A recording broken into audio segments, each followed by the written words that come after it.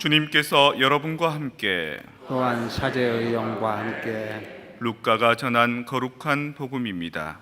주님 영광 받으소서. 모세의 율법에 따라 정결례를 거행할 날이 되자 예수님의 부모는 아기를 예루살렘으로 데리고 올라가 주님께 바쳤다. 주님의 율법에 태를 열고 나온 사내아이는 모두 주님께 봉헌해야 한다고 기록된 대로 한 것이다. 그들은 또한 주님의 율법에서 산비둘기 한 쌍이나 어린 집비둘기 2마리를 바치라고 명령한 대로 제물을 바쳤다. 그런데 예루살렘에 시므온이라는 사람이 있었다. 이 사람은 의롭고 독실하며 이스라엘이 위로받을 때를 기다리는 이였는데 성령께서 그 위에 머물러 계셨다. 성령께서는 그에게 주님의 그리스도를 뵙기 전에는 죽지 않으리라고 알려주셨다. 그가 성령에 이끌려 성전으로 들어갔다. 그리고 아기에 관한 율법의 관례를 준수하려고 부모가 아기 예수님을 데리고 들어오자 그는 아기를 2팔에 받아 안고 이렇게 하느님을 찬미하였다. 주님, 이제야 말씀하신 대로 당신 종을 평화로이 떠나가게 해 주었습니다. 제 눈이 당신의 구원을 본 것입니다. 이는 당신께서 모든 민족들 앞에서 마련하신 것으로 다른 민족들에게는 계시에 비치며 당신 백성 이스라엘에게는 영광입니다.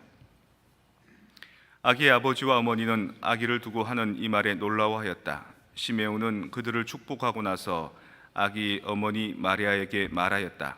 보십시오. 이 아기는 이스라엘에서 많은 사람을 쓰러지게도 하고 일어나기도 하며 또 반대를 받는 표징이 되도록 정해졌습니다. 그리하여 당신의 영혼이 칼에 꿰찔리는 가운데 많은 사람의 마음속 생각이 드러날 것입니다.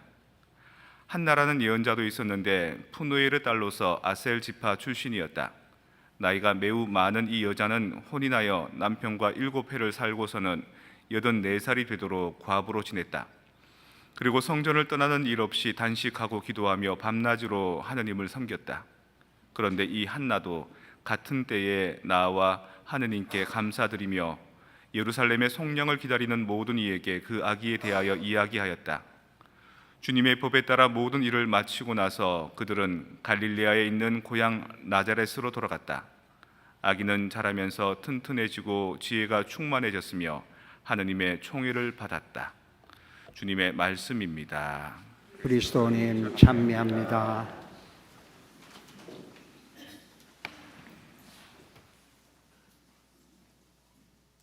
일어서실까요? 복음으로 강복할 때.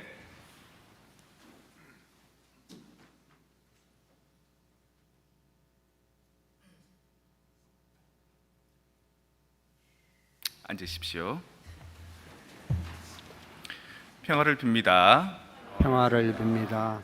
한국에서 한 가족이 추운 겨울이니까 따뜻한 열대 지방 휴양지로 가족 여행을 갔습니다. 갔는데 이제 리조트 호텔에서 이제 머물고 바로 한 발짝 나가면 열대 바다고, 그리고 또 바닷물이 이렇게 찝찝하게 몸에 묻어 있으면 수영장에 붕덩 들어갔다가 짠기를 없애고 자고 먹고 이러는 이제 한적함을 즐기고 있는데, 그래도 그렇게만 하기는 좀 밋밋하고 심심하잖아요. 그래서 그 집 엄마가 배 타고 나가는데, 섬 가는데, 돌고래 보는데 뭐 이런 데를 예약을 많이 하고 식당도 맛있는 데를 찾아서 가자 그랬더니 아들 중에 작은 놈은 부모님이 가자 그러니까 따라갔는데 큰 놈이 방에서 안 나오는 겁니다. 그래서 나 안 먹을래 그러길래, 그래 한 첫 끼는 먹기 싫으면 그럼 놔둬라, 나중에 뭐 딴 거 먹으라 그러고 가는데, 그 다음에 또 어디 구경 가자 그랬는데 나 안 갈래.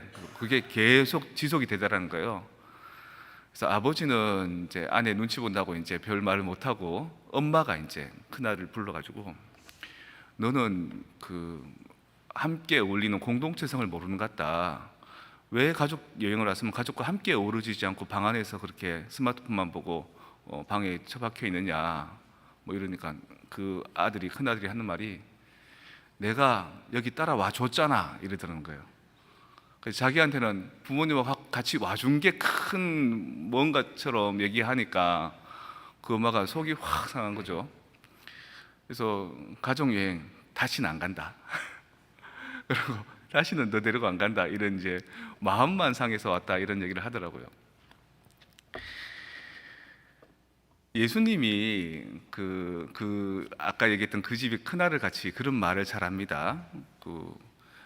원래 예수님 고향은 나자렛이죠. 나자렛이 고향인데 1년에 한 번씩은 이렇게 예루살렘으로 갑니다. 그리고 애 출산하고 난 뒤에도 또 예루살렘으로 가서 오늘 봉헌하는 얘기가 나오고요.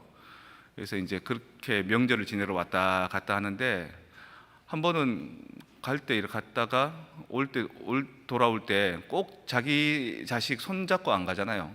꼬맹이 또래들은 또래끼리 가고 어른들은 어른끼리 가고, 그래서 이제 뭐 밥 먹을 때가 되면 집에 들어갈 때가 되면 누구야 누구야 부르고 찾는데 예수가 없어진 겁니다. 물어물어 찾았더니만 처음부터 안 보였다는 거죠. 걸어서 예루살렘에서 그 나자렛까지 하루 거리인데 그거를 3일을 걸려서 돌아가면서 찾았답니다. 꼼꼼히 찾고 헤매고 했겠죠. 그래서 애를 찾았더니만 애가 하는 말이 뭐냐면, 내가 하느님 아버지의 집에 있을지 모르셨습니까? 이렇게 말 대꾸를 하더라는 거죠. 그리고 이제 이런 태도는 커서도 계속 이루어집니다. 누가 내 어머니고 누가 내 형제들이냐, 엄마가 찾아가니까 그런 말 하고, 아직 내 때가 되지 않았습니다, 이런 말을 하는 거죠. 그래서 성가정이 아니라 배지밀 가족, 콩가루 집안 같이 그런 요소들이 예수님 가정에 있는 겁니다. 이때 물론 성모님도 중재 역할을 많이 했겠지만 이때 이제 숨어 있는 인물이 요셉 성인인 겁니다. 요셉 성인이 내 아내가 될 사람이 혼전에 임신했다는 얘기를 듣고 남몰래 파혼하려고 했다가 천사가 나타나서 성령으로 잉태한 것이다 라고 해서 가족으로 받아들이죠. 그리고 아내가 배가 이렇게 불렀을 때 아내를 위해서 순한 나귀를 구해다가 그 위에다가 깨끗한 천을 깔고 아내를 태워갑니다. 호구조사하기 위해서 베들레헴까지.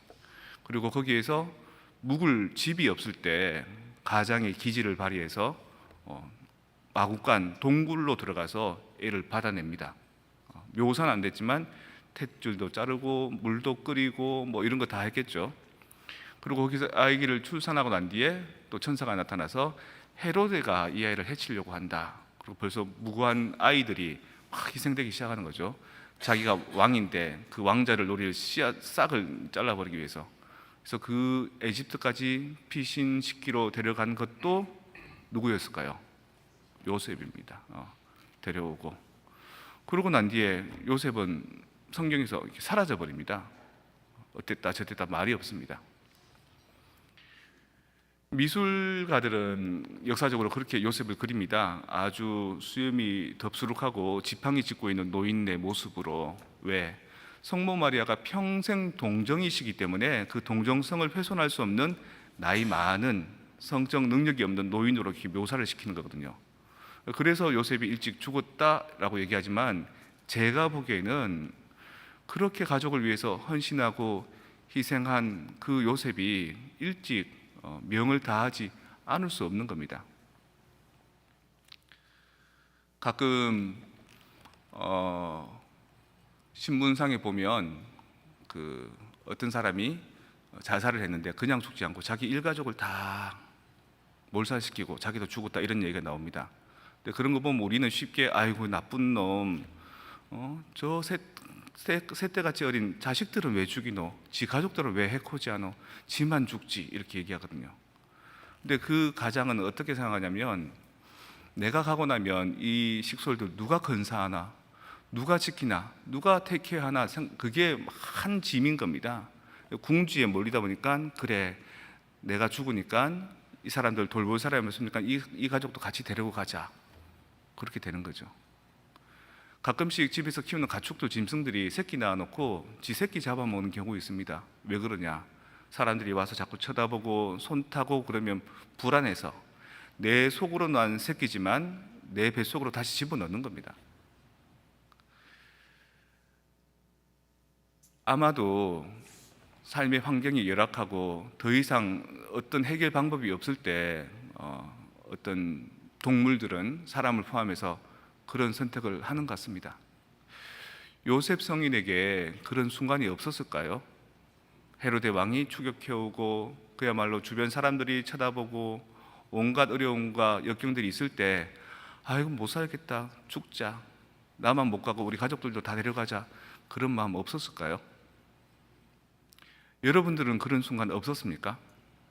여러분 주변에 그런 사건 사고 못 보십니까? 한 가정을 유지한다는 것은 정말 힘이 드는 것 같습니다. 정말 많은 희생과 많은 헌신들이 필요하고, 그게 나만 아니라 예수, 마리아, 요셉도 같이 희생하고 헌신해야지만 가능한 겁니다. 그래야지만 그 가정이 성가정화 되어 가는 거죠. 어느 집에 이제 두 분이 나이가 들었습니다. 그래서 이제 나이가 드셔서 저한테 이제 한번 찾아오신 겁니다. 이제 산책 삼아 왔다가 성당 들려서 신부님 보고 가자 왔는데, 저는 처음에 그분들이 부부인 줄 모르고 형제지간인 줄 알았습니다. 똑같은 복장에 똑같은 모자를 쓰고 똑같이 마스크 쓰고 오셨기 때문에, 얘기 한참 듣다 보니까 한쪽 목소리가 여자 목소리 같은 거예요. 그래서 내가 자매님이세요? 그러니까 이제 그제서야 남자분이 제 아내입니다. 저는 복장이 비슷해서 형제인 줄 알았습니다. 그러니까 제 아내가 치매가 걸렸는데 집에 가끔 바깥으로 나갑니다. 근데 잘 못 찾습니다. 그런데 찾는 유일한 방법이 이 옷하고 똑같이 입은 사람 못 봤어요? 라고 하면 사람들이 찾아준다는 겁니다. 그래서 커플 티셔츠, 커플 복장을 하고 다니는 거죠. 어떤 할아버지가 냉장고 물을 마시려고 문을 여는데 그 안에 전화기가 들어있는 겁니다. 자기 아내 전화기입니다. 깜빡깜빡 하잖아요, 여자분들. 그죠? 여보, 전화기 어디 뒀어? 그러니까 그 식탁 위에 뒀지? 그러니까 냉장고 안에 들어있던 전화기를 식탁 위에다가 얹어둡니다. 이 옆에 내가 정신머리 어디 가서 전화기를 냉장고에 놓고 뭐 하는 거야? 이러지 않고 서로의 빈자리들을 메꾸어 주는 거죠. 제가 못됐게도 국민학교 6학년 때 12~13살 때 아버지가 소파에서 누워서 주무시고 계시고 나도 아버지를 베고 이렇게 같이 자고 있었거든요. 엄마가 이제 새벽녘에 나와서 나를 깨워서 방에 들어가서 자라 그랬는데, 내가 벌떡 일어나서 엄마를 엉덩이를 발로 팍 찬 겁니다. 그래서 엄마가 막 울기 시작하더라고요. 우니까 아버지가 깨서, 원래 같으면 예배당 종 치듯이 나를 때려야 되는데 엄마를 탁 껴안고 엄마를 달래준다고 정신이 없더라고요. 지나고 난 뒤에 내가 엄마를 무시하고 상처 주고 허투했구나. 그래서 내가 우리 엄마한테 다시는 그러지 말아야 되겠다라는 생각을 어릴 때 철없는 내가 그 환경을 보고 변해가는 겁니다. 우리 엄마가 이제 나중에 성당 다녀오셔서 성당에서 신부님 강론을 듣고 와서 저한테 얘기해 주시는데, 무슨 얘기를 해 주시냐면, 어느 집에 그 홀어머니가 키운 외아들이 있는데 그 놈이 어릴 때부터 아버지 없이 커서 버릇없이 함부로 굴더니만 나중에 커서는 나쁜 갱단에 들어갔다는 겁니다. 거기 이제 들어가서 활동하려고 그러니까 그 두목이, 야, 여기는 아주 무시무시한 데야. 너 집에 가서 너네 엄마 목이라도 가져오지 않으면 우리 너 안 받아줘. 그랬다는 겁니다.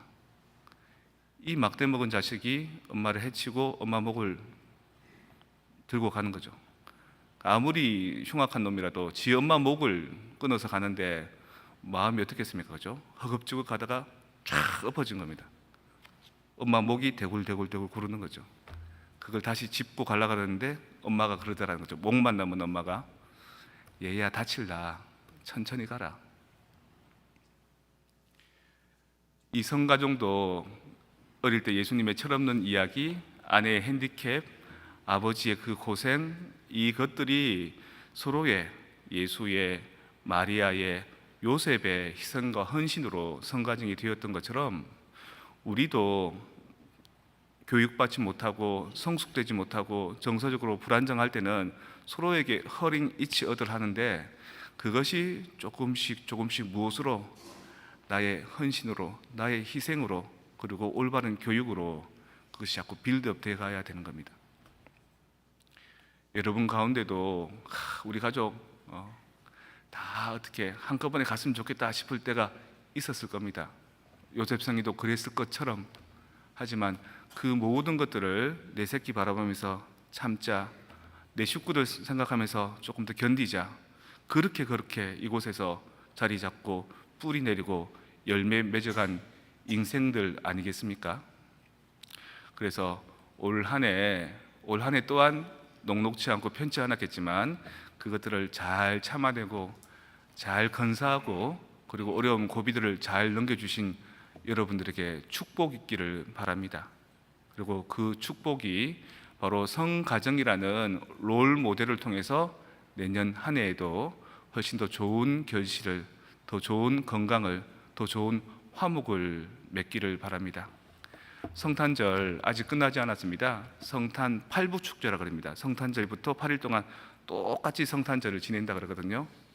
오늘도 행복하시기를, 기쁘시기를, 여러분 가정 안에, 여러분 영혼 안에 탄생하신 예수 그리스도가 여러분들 구원해 주시기를, 그리고 특별히 오늘은 나뿐만 아니라 우리 가정도 구원되기를, 그 구원에 협조하기 위해서 아빠로서, 엄마로서, 자식으로서 나는 얼마나 우리 가족들을 서로 행복하게 만들어 주었던가를 살펴보시고, 올 한 해 부족한 것이 있다면 내년 바로 내일부터는 더 적극적으로, 더 열심히 서로에게 웃는 모습 보여주시고 더 따뜻한 말 전달하는 그런 성가정 되시기를 바랍니다.